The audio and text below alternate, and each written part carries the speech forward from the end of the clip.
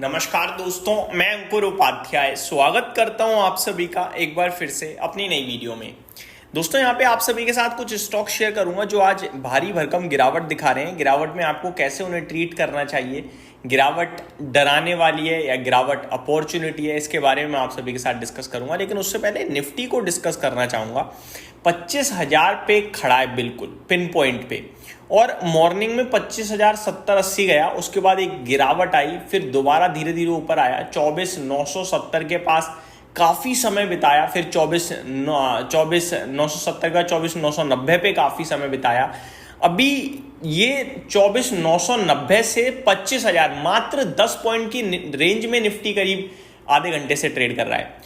इस समय दो चीज़ें बन रही हैं, दो ही चीज़ें होती हैं ज़्यादातर, ऊपर या नीचे। लेकिन जो टेक्निकल्स कह रहे हैं वो ये कह रहे हैं कि निफ्टी पूरी कोशिश कर रहा है ऊपर का ब्रेकआउट दे दे और 25,200, 250, 300 चला जाए, पूरी कोशिश कर रहा है। क्योंकि जितनी ज़्यादा देर 25,000 के ऊपर ट्रेड करेगा बाजार या 25,000 के पास, उतना ज़्यादा पैनिक हो रहा होगा मंदी करने वालों के दिमाग में और पोजीशन में भी, है ना। क्योंकि उन्हें तो हर सेकंड हर पल डर लग रहा होगा, यार निकला निकला निकला, तो वो सोच के पोजीशन कट कर ही रहे होंगे। लेकिन दूसरी तरफ अगर मैं मार्केट ब्रेथ देखूं तो वो लगातार बेसिस पे घटती जा रही है, और मार्केट ब्रेथ का जो घटना होता है वो एक संकेत दे रहा होता है कि शायद बाजार भी थोड़ी बहुत देर में नीचे आ जाएगा। तो दो तरफा व्यू मिल रहा है हमें, समझ रहे हो। मैं दो तरफा आपके साथ बात नहीं कर रहा हूं, व्यू दो तरफा मिल रहा है। केवल आप निफ्टी को देखोगे, वो ये सजेस्ट कर रही है कि ब्रेकआउट के लिए तैयार है और शॉर्टर्स ट्रैप करने के लिए तैयार है बाजार, शॉर्ट कवरिंग के लिए तैयार है बाजार, 25,200, 250 होने वो तैयार है बाजार। लेकिन मैं मार्केट ब्रेथ पे नजर डालूंगा, वो धीरे धीरे घटती जा रही है। जो शेयर्स हरे थे वो लाल होते जा रहे हैं। ये ऐसा संकेत दे रहा है कि प्रेशर आ जाएगा एट द एंड। तो बड़ा कंफ्यूजिंग हो रहा है। लेकिन अभी भी इंडेक्स पे अगर भरोसा करें तो तेजी की तरफ ज्यादा दिखता है। बाकी देखते हैं किधर जाता है। अब ज्यादा देर बची नहीं है, 1.5 घंटा बचा है आज का बाजार बंद होने में। भी 1:50 का समय हो रहा है जब ये वीडियो शूट कर रहा हूं। अब एक एक करके तीनों स्टॉक्स के बारे में बात करना चाहूंगा।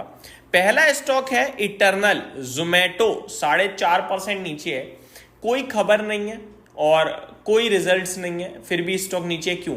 तो उसके पीछे एक रीज़न है दोस्तों। अगर आप देखेंगे तो एक न्यूज़ है, एक खबर है, एक रीज़न है, और वो रीज़न है इस स्टॉक का वेटेज घटना। कहाँ पे? जो फिट्सी MSCI की रीबैलेंसिंग है रिजीम में, उसमें इनका वेटेज काटा जा रहा है फॉरेन ओनरशिप लिमिट जो घटी है उसकी वजह से, जिसकी वजह से जोमेटो के शेयर में करीब $840 मिलियन का आउटफ्लो संभव है, ऐसा IIFL ने अनुमान जताया है। और इसी की वजह से आज ये शेयर थोड़ा प्रेशर में है। मैं पढ़ के बताता हूँ आपको डिटेल्स क्या लिखी हुई है।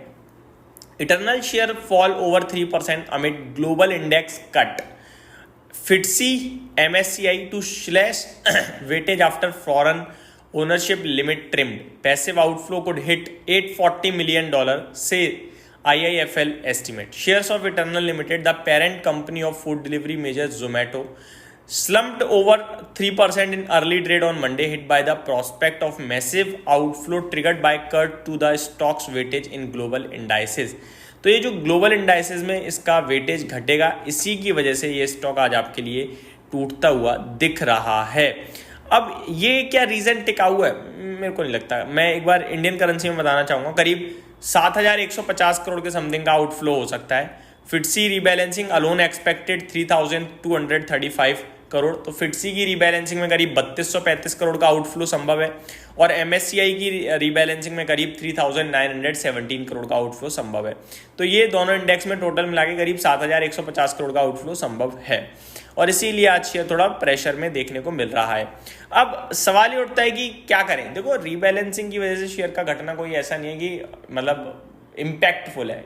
अब वो इंडेक्स रीबैलेंसिंग होती रहती है, और इंडेक्स रीबैलेंसिंग भी ऐसा नहीं कि कंपनी खराब लग रही है, वो शेयर होल्डिंग पैटर्न में फॉरेन ब्रोकरेज की लिमिट कट हुई है, उसकी वजह से गिर रहा है। तो मेरे को लगता है ये स्टॉक ये नीचे आएगा तो वो मौका क्रिएट कर देगा, और अभी भी 225, 220 पे नीचे से वापस 235 चला ही जाता है, आप सभी को पता है। तो जिनके पास है बेचना नहीं चाहिए, और प्रेशर में 222, 220 पे आ जाए तो फिर आपको लेने के मौके और तलाशने चाहिए। ये हो गया आपके लिए जोमेटो पे बात। अगला स्टॉक है दोस्तों बालकृष्ण इंडस्ट्रीज, 6.5% नीचे है। इसके गिरावट के पीछे का रीजन इसके नंबर्स हैं। नंबर्स आए थे दोस्तों वीकेंड पे, और नंबर्स आए थे खराब। ₹4 का डिविडेंड आया था, जो मैटर नहीं करता, उसे छोड़ो। कंसोलिडेटेड नेट प्रॉफिट 487 करोड़ से घटकर 370 करोड़ रह गया था, तो खराब था। रेवेन्यू 2682 करोड़ से बढ़कर 2750 करोड़ पे आया था, उसके बावजूद प्रॉफिट घट गया रेवेन्यू के बढ़ने के बावजूद, क्योंकि मार्जिन्स पे प्रेशर था। 25.4% से मार्जिन्स 22.31% पे रह गई और एबिटा 680 करोड़ के सामने 614 करोड़ पे रह गया।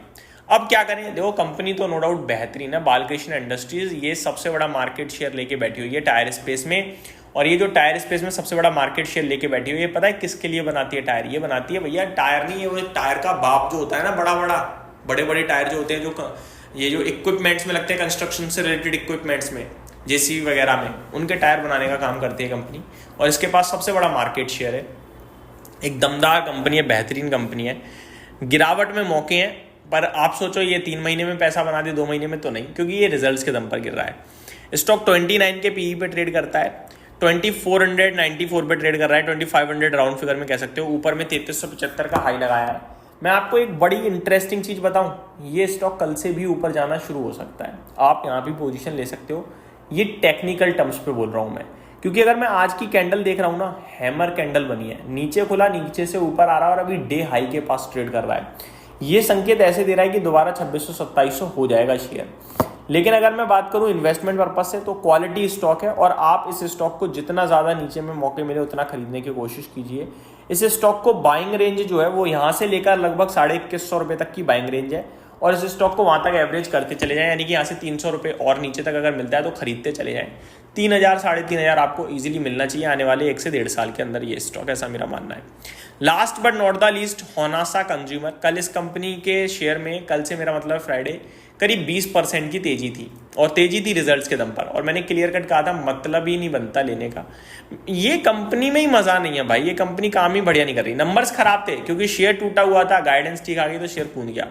इस कंपनी में मजा नहीं है, इससे बेटर अपॉर्चुनिटीज बहुत हैं, इसलिए मेरे को लगता है इसको अवॉइड करना चाहिए, और इससे बेटर जहां है वहां पे आपको फोकस करना चाहिए। इतना ही बोलूंगा इसके बारे में, यही समाप्त करता हूं video. Thank you so much for watching this video, have a great day guys.